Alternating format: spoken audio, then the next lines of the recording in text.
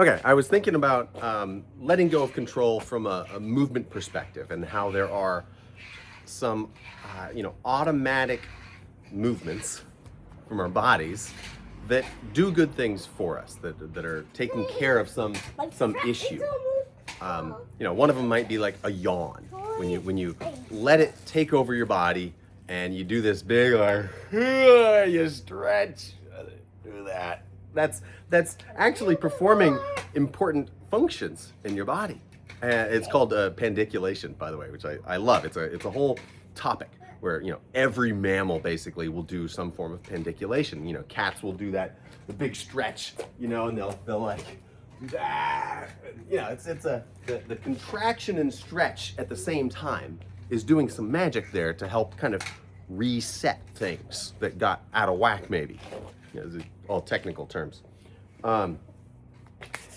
And there was one that I was thinking of last night that I kind of flummoxed me. I was like, oh, what is the human equivalent of that? And I was thinking of a dog shaking, right? Dogs will do this big shake and hold that thought.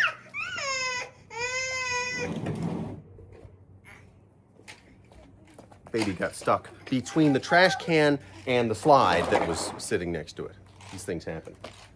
Okay, so a dog shaking is a really cool thing when you see it, especially if you see video in like slow motion. Sorry, I don't have that for you. But are you gonna be able to get it out of there? Are you gonna be able to pull it out? I don't have to pull one at a time. Okay. So a dog does a shake, when they're wet or whatever, and they shake. And it kind of starts maybe, up here area, head, neck, upper torso, and then it travels through their body until it ends at the butt, and the butt is like the last thing that goes.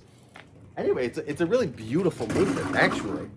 And I know that they don't just shake to get water off of them. It's actually performing some sort of full body reset. It's kind of casting off issues that they have accumulated since the last time they did it. You can think of the saying "shake it off." Shake it off is literal. If you get hurt, you get knocked down, playing sports or something. Yeah, shake it off. Like actually shake it off, as in like you can imagine like getting hit in the face or something. You're like that. Like the shake is important, and I don't know exactly why. I kind of have my own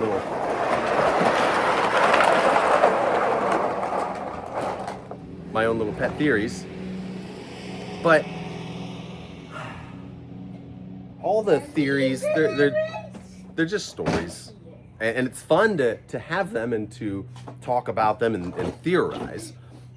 But it's also important to remember that sometimes you've got to just stick with something that works and not worry so much why or how.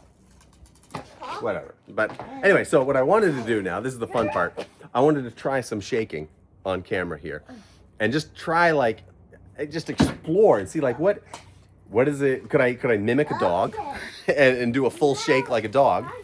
And then could I explore what does a human shake look like? And some things about the shake that are important here. It's not just vibrating necessarily, although that might be great, I don't know. But what I see when other animals shake is there's a twisting, rotational movement, and it's full. It goes like the full range of motion, and there's no holding, there's no guarding. Let's put it that way. Like if you try and move your head around without guarding, it's hard. Like your neck is kind of hanging on tight. But I don't see other animals doing that. I don't see them being real stiff in their movement. I see fluidity and I see springiness. And so I think for a shake to really perform the work that it needs to perform, it has to have this fluid whip-like movement that kind of it goes, maybe starts a little slower and then it speeds up, and you get this big whip. All right, I'm I'm gonna have to do it soon because things are gonna melt down here before I even get to do my shaking. So, without further ado, I'm gonna shake. Okay, let's see what a shake might look like. Okay.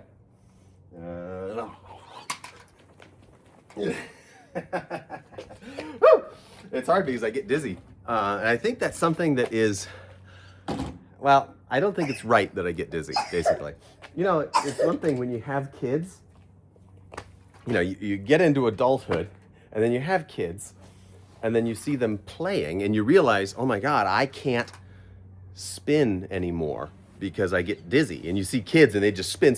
They get on some sort of spinning, you know, device at a playground and they just kind of spin forever and they don't seem to get nauseous from it.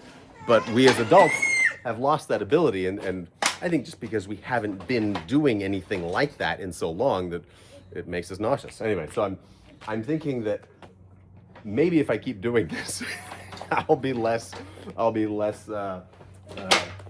fragile in that way. Okay, let's try some more shakes. I don't know what to do with my arms. They kind of like, they're in the way, you know? If I let them go, then I'm just gonna like flail and hit myself. Hi there, little guy. Hi. See, my time's running out.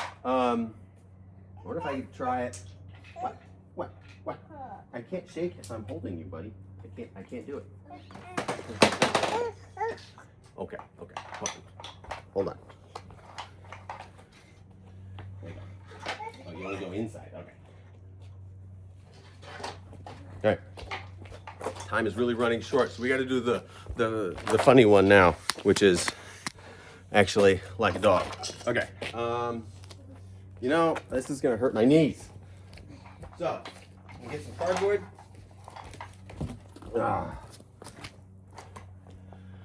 This is normal, right? Okay.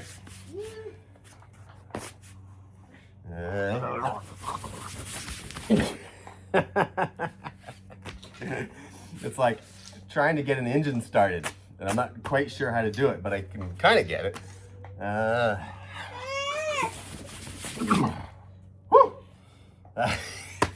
Well, let's see.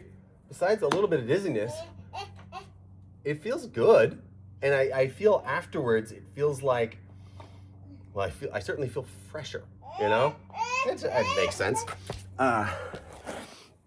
Anyway, it's just a silly little thing that I've been just thinking about playing with, and I kind of want to develop it because I like this area of life that I'm getting introduced to, which is things that are a little automatic and out of our control. Like when you stop overriding it, then something good happens.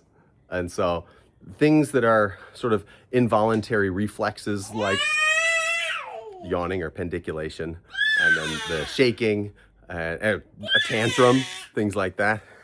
This little guy really wants somebody to be over there with him, so I got to get over to that. Anyway, this has gone on long enough, and I'll do an update later, see if any of my shaking has borne fruit. Okay.